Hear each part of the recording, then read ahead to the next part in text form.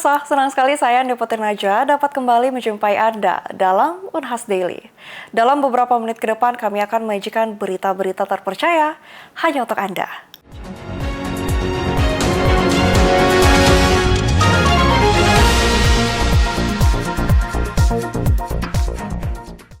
Desain industri merupakan salah satu produk kekayaan intelektual yang dilindungi oleh negara. Dengan mendaftarkan desain secara resmi pada portal Ditjen Kekayaan Intelektual Kemenkumham, maka sebuah desain akan mendapatkan hak desain. Namun rupanya tak desain ini hanya berlaku selama 10 tahun dan tidak bisa diperpanjang lagi.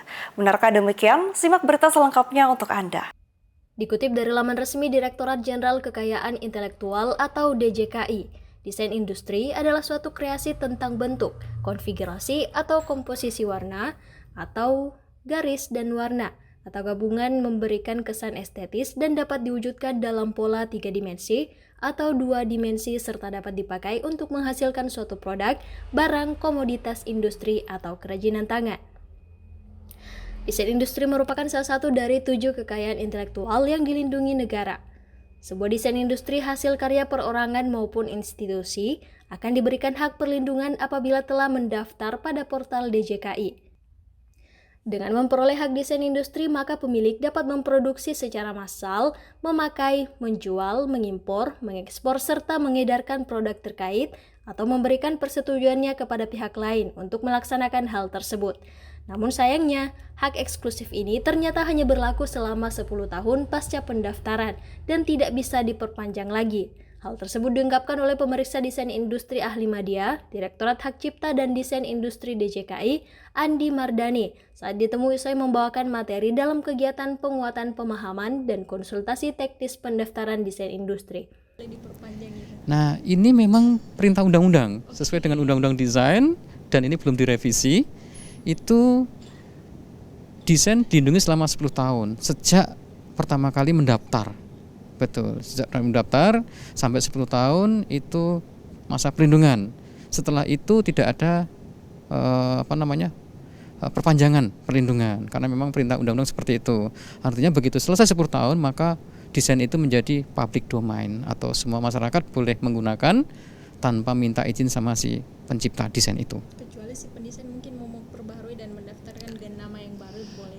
Kecuali si pendesain mengembangkan dari desain yang sudah expired, dikembangkan, didaftar lagi boleh. Artinya ada unsur kebaruan yang sudah dikembangkan. Jadi kalau begitu. Diperpanjang dengan desain yang sama itu tidak diperbolehkan. Tidak baru, tetapi dengan pengembangan yang desain sudah kedaluarsa atau selesai dengan dikembangkan, maka pengembangan itu yang disebut sebagai unsur novelty atau kebaruan.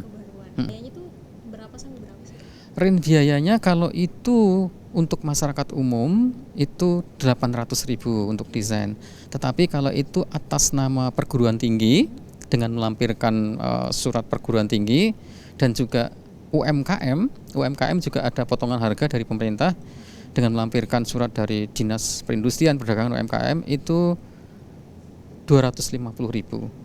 Jadi atas nama perguruan tinggi, atas nama UMKM itu nanti jatuhnya ke 250.000. Tetapi kalau untuk masyarakat umum atas nama pribadi bukan atas nama lembaga maupun UMKM itu jatuhnya 800.000. Kisaran biaya tersebut masih bisa bertambah sesuai dengan jenis desain industri yang didaftarkan. Pemirsa, Departemen Teknik Kelautan dan Departemen Teknik Sipil Universitas Hasanuddin bekerjasama dengan Perkumpulan Ahli Rekayasa Pantai Indonesia mengadakan kegiatan pelatihan permodelan numerik dan perubahan garis pantai. Berikut liputan selengkapnya untuk Anda. Perkumpulan Ahli Rekayasa Pantai Indonesia bekerjasama dengan Departemen Teknik Kelautan dan Departemen Teknik Sipil menyelenggarakan pelatihan mengenai permodelan numerik dan perubahan garis pantai.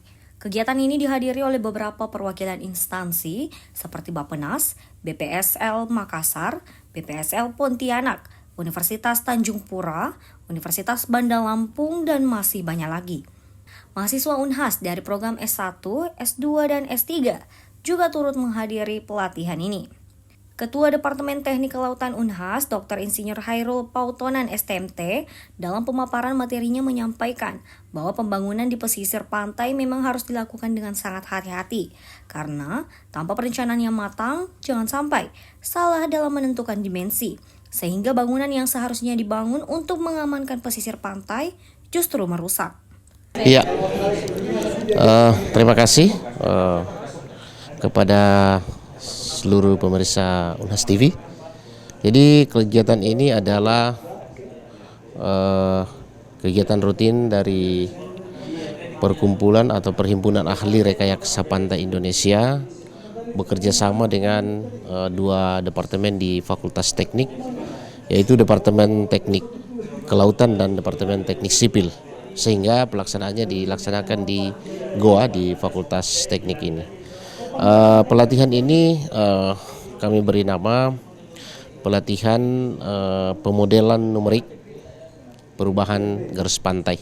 Ya, kita tahu bahwa daerah pantai adalah daerah yang sangat dinamis, kemudian juga tekanan-tekanan yang terjadi di daerah pantai baik secara alamiah maupun akibat aktivitas manusia itu memang sangat intens. Oleh sebab itu diperlukan ahli, ya, orang-orang yang ahli di bidang pemodelan untuk memodelkan perubahan garis pantai yang diakibatkan oleh aktivitas manusia baik berupa pembangunan breakwater, pembangunan groin, reklamasi dan jetty serta bangunan-bangunan lainnya yang berpotensi memicu perubahan garis pantai. Jadi pembangunan di pesisir itu memang harus ditangani atau dilakukan dengan sangat hati-hati, karena bisa saja tujuan kita adalah untuk mengamankan daerah pantai. Tetapi justru karena kita salah dalam memilih bangunan, atau kita salah dalam menentukan dimensi, menentukan layout, sehingga justru bangunan yang kita bangun dulunya berorientasi untuk memproteksi bangunan pantai, memproteksi daerah pantai, justru merusak. Nah, itu yang kita hindari. Nah, berhubung karena persoalan yang terjadi di daerah pantai ini adalah sangat kompleks, kemudian melibatkan persamaan diferensial orde yang tinggi, sehingga solusi analitis itu tidak mungkin lagi bisa diterapkan, sehingga dibutuhkan perangkat lunak atau software atau aplikasi untuk bisa mempermudah di dalam melakukan analisis, kemudian di dalam melakukan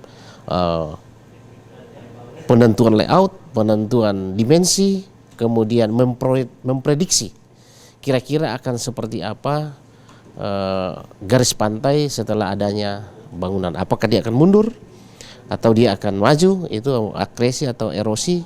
Nah, itu bisa diketahui sejak dini dengan menggunakan perangkat lunak. Karena persoalan pantai yang sangat kompleks, sangat dibutuhkan permodelan numerik yang mempermudah untuk melihat perubahan garis pantai. Aplikasi yang digunakan dalam membantu permodelan numerik perubahan garis pantai adalah CEDAS, Coastal Engineering Design and Analysis System. Memperkenalkan model untuk mengenali fenomena perubahan garis pantai, termasuk dalam penempatan bangunan yang akan dibangun di daerah sekitar pantai. Materi yang disampaikan di pelatihan itu terkait dengan pemodelan numerik. Nah, pemodelan numerik itu yang dibahas di sini adalah model perubahan garis pantai. Nah, memodelkan perubahan garis pantai itu kalau menggunakan analitik, kalau skala sederhana bisa, tapi kalau sudah kompleks, kemudian kita mau mengetahui kejadian sekarang ke depan, itu kalau analitis sudah tidak bisa. Nah, hadirnya numerik dengan aplikasi itu membantu kita bisa melihat fenomena yang terjadi kalau pantai ini tidak ditangani, apa yang terjadi ke depannya, terus kalau ada penanganan, apa yang terjadi di sekitar bangunan itu dan seterusnya. Nah ini kami memperkenalkan model ini untuk membantu mengenali fenomena perubahan, terus termasuk kita bisa tahu oh ini letak bangunan yang pas ini harusnya seperti ini penempatannya. Jadi kita sudah bisa tahu dari awal sebelum pelaksanaan fisiknya dilakukan. Jadi itu membantu. Daripada kalau kemudian dia ini lebih mudah, maksudnya lebih mudah dan lebih murah dibandingkan dengan kalau kita mau modelkan fisik dibawa di lab dan tidak semua perangkat, tidak semua juga media itu bisa dimodelkan apalagi sedimen. Nah, kira-kira itu. Nama aplikasinya itu CEDAS, Coastal Engineering Design and Analysis System. Nah, itu dari luar, dari Veritech. Pelatihan ini pesertanya itu berasal dari seluruh Indonesia ya. Sebagian ada dari ITERA, Institut Teknologi Sumatera, ada dari Institut Teknologi Kalimantan, ada dari Universitas Tanjung Pura, dari Indonesia Timur apalagi ya, saya kira enggak dan juga ada dari kementerian terkait ya, dan Bappenas. Kemudian untuk narasumbernya memang dari atas kerjasama ini dari PARPI tadi ya, dari Perhimpunan Ahli Rekayasa Pantai Indonesia ya. Ya, harapan kita bahwa dengan pelatihan ini maka dosen-dosen dan mahasiswa kita bisa lebih mampu mengimplementasikan pemodelan ini ya untuk penanganan kasus-kasus di bidang ini termasuk kebencanaan yang terkait dengan pantai begitu ya. Kegiatan tersebut berlangsung di ruang Senat Fakultas Teknik dan diselenggarakan selama 2 hari, Rabu dan Kamis, 8 dan 9 Mei 2024. Kegiatan ini merupakan pelatihan pertama di tahun 2024 yang dilaksanakan oleh Departemen Sipil dan Departemen Teknik Kelautan yang bekerja sama dengan Perkumpulan Ahli Rekayasa Pantai Indonesia atau PARPI. Zara Sabita Suceng, Muhammad Fauzan Ali, Unhas TV. Berita tadi sekaligus menutup perjumpaan kita pada hari ini. Jangan lupa untuk terus saksikan Unhas Daily hanya di Unhas TV. Saya Diputi Najwa, mewakili kru yang bertugas pamit undur diri dan sampai jumpa.